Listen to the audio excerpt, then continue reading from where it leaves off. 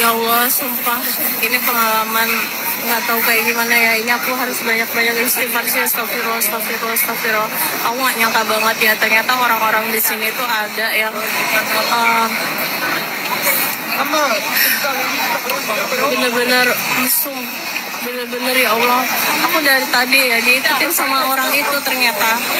Jadi awalnya tuh aku ngerasa dia nempel-nempel gitu, tapi aku mikir kayak ya udah dia kan mungkin kedorong gitu kan.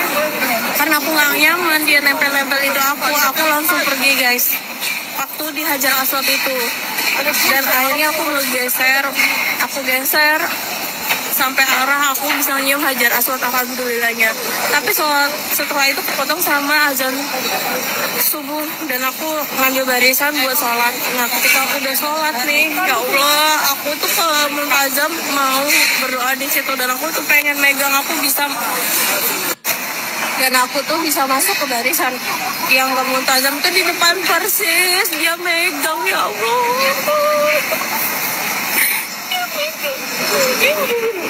Benar-benar kayak megang bawahku dan itu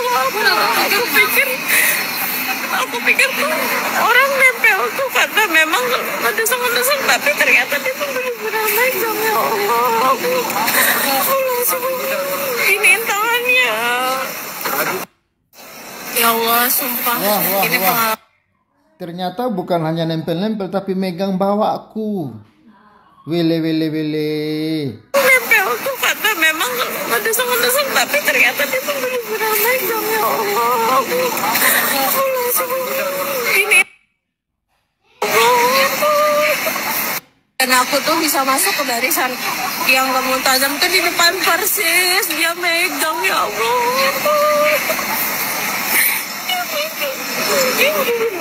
Benar-benar kayak megang bawahku. Suci, Indonesia tanah suci. Nggak usah mau mati di tanah suci yang jauh. Di Indonesia, hidup dan matimu di Indonesia tanah suci. Otak orang Indonesia hari ini banyak yang salah memahami tanah suci karena tidak membaca.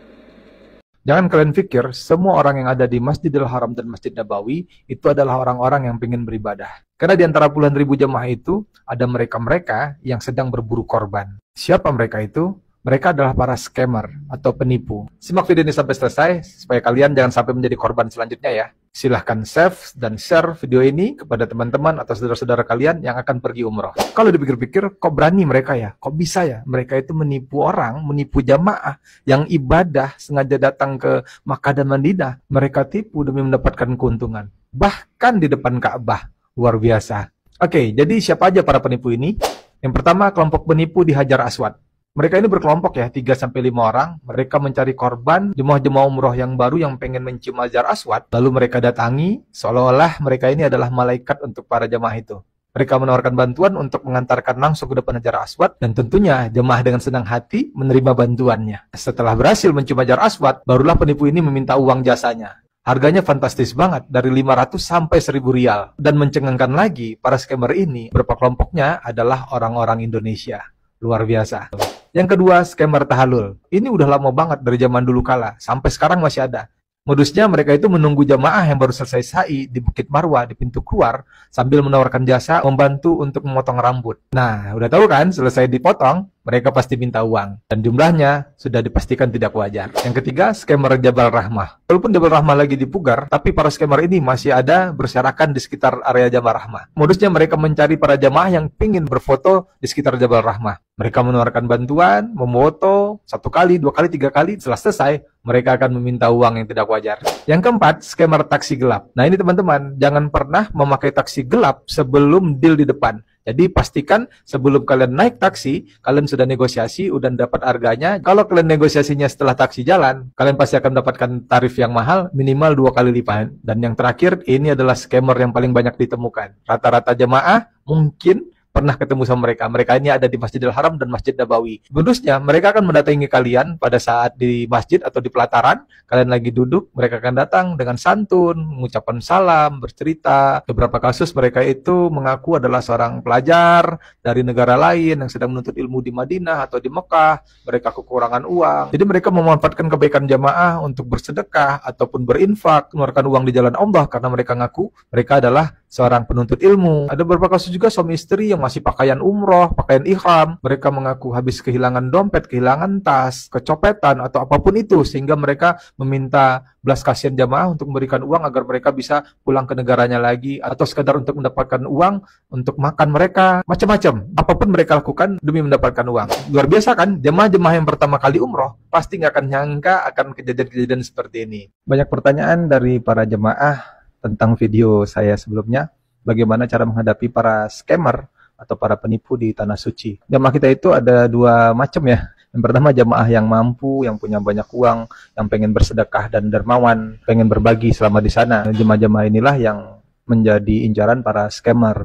Yang kedua adalah jemaah-jemaah yang pas-pasan, jemaah yang tidak banyak uang tapi menjadi korban dari para scammer ini. Kesini-sini makin banyak para scammer ini, penipu ini. Jadi alangkah baiknya semua jamaah itu bisa mengantisipasinya. Nah, gimana caranya sih untuk menghadapi mereka? Gimana sih tanda-tanda mereka? Karena mereka ini selalu berkamuflase, mereka ini nggak kelihatan. Mereka seperti jemaah-jemaah yang lain kebanyakan. Yang pertama, tetap waspada. Jangan mudah percaya dengan orang memberikan bantuan secara cuma-cuma, memberi hadiah, atau yang menceritakan cerita sedih secara tiba-tiba. Biasanya itu adalah modus mereka. Perhatiin gerak-gerik mereka ya. Biasanya mereka itu akan mulai mendesak atau memaksa. Khusus untuk di Hajar Aswad, teman-teman, sudahlah jangan memaksakan untuk mencium Hajar Aswad, apalagi sampai membayar orang, menyewa joki untuk menuju ke sana. Hukumnya sunnah untuk menyentuhnya, jangan sampai kita melakukan perbuatan haram dengan menyakiti orang lain, menyakiti jamaah lain. Kalaupun pengen maksa untuk Hajar Aswad, ikuti jam-jam yang disediakan oleh otoritas tempat yang dijaga dengan askar-askar tanpa berdesakan dan tanpa berkerumun. Karena ada slot antrian biasanya itu sebelum azan sholat subuh. Yang kedua, hindari memberi informasi pribadi ya. Jangan kasih tahu informasi tentang keuangan, nomor kartu, nomor PIN, paspor, atau nomor telepon kepada orang asing yang kita tidak kenal. Hati-hati teman-teman ya. Simpan barang-barang berharga di tempat yang aman ya.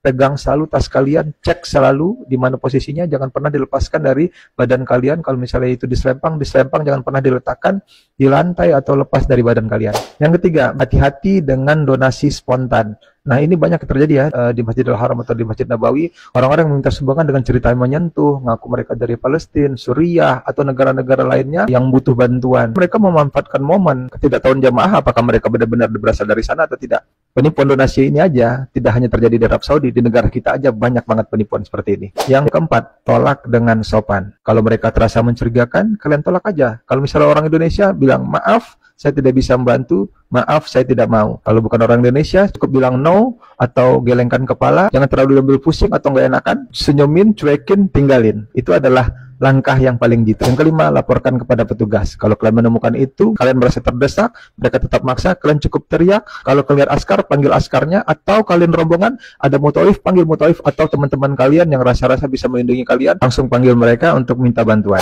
Yang keenam, jangan sendirian di tempat yang sepi. Memang banyak para jamaah itu pengen berzikir, pengen itikaf sendiri di masjid, nggak mau diganggu sama orang-orang. Nah, mereka itu banyak mencari orang-orang begini nih, memanfaatkan momen kesendirian mereka, lalu mereka masuk dengan cara-cara yang di atas tadi. Makanya usahakan berjalan bersama rombongan atau bersama teman-teman yang lain. Yang ketujuh, doa dan tawakal. Berdoa sama Allah, meminta perlindungan, jangan sampai kita diketemukan dengan orang-orang seperti ini. Semoga kita dikuatkan untuk menghadapi ujian yang diberikan Allah di Tanah Suci. Mereka itu beraksi gara-gara ada peluang. Mereka melihat peluang karena banyak jemaah yang dermawan dan pengen bersedekah tanpa memikirkan apa efeknya untuk dirinya dan untuk jemaah lain dalam waktu dekat dan untuk yang akan datang. Pihak keamanan di sana pasti akan menertibkan mereka dengan segala kemampuan mereka. Masalahnya, oknum-oknum ini udah pintar, udah terorganisir, dan mereka tahu gimana caranya mereka tidak ketahuan.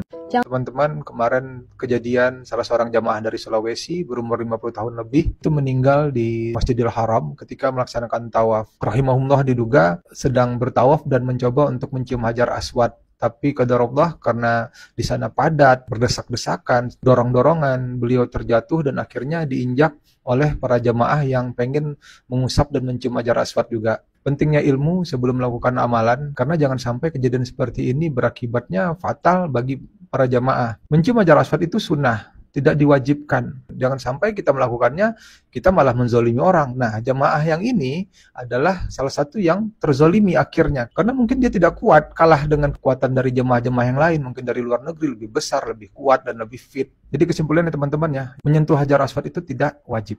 Itu sunnah. Jangan dipaksakan, jangan sampai kita malah menyakiti orang, malah sampai konyol, malah salah fatal seperti kejadian sekarang, sampai-sampai jemaah ada yang meninggal keinjak, dan dipaksakan. Jadi menjadikan menyentuh Hajar Aswad dan mencium itu sebuah prestasi yang harus dibuktikan ke orang-orang. Ya, saudara yang terkasih dalam Tuhan Yesus, kita ikut prihatin dengan kejadian di Tanah Suci Mekah yang dianggap semua oleh teman-teman kita orang Muslim adalah tempat yang suci. Namun apa yang terjadi kita semua menyaksikan bersama-sama dan ikut prihatin saja dengan kejadian ini. Semoga yang menjadi korban ini bisa tetap tabah dan menerima kondisi yang ada sebagaimana, karena memang situasinya seperti demikian. Kiranya video ini bermanfaat dan nantikan video kami selanjutnya. Tuhan Yesus memberkati dan shalom.